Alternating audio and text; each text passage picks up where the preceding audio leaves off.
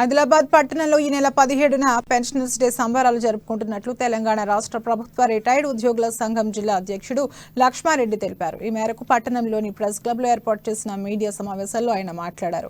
జిల్లా కేంద్రంలోని సెంట్రల్ గార్డెన్లో ఈ నెల 17న ఉదయం 11:30 పెన్షనర్ డే కార్యక్రమాన్ని నిర్వహిస్తున్నట్లు తెలిపారు.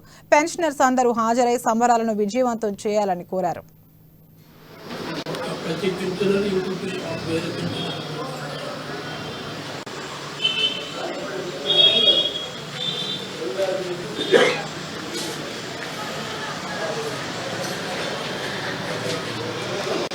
నలభై ఒక్క పెన్షన్ డే సందర్భంగా పురస్కరించుకొని 17/12/2022 దినము 11 గంటలకు ఉదయం సెంట్రల్ గార్డెన్ టీఎన్జిఓస్ హోమ్లో పెన్షన్ డే జరుపుకోబడుతున్నది. అటు పెన్షన్ డేకు సభ్యులందరూ ఆహ్వానింపబడుతున్నారు.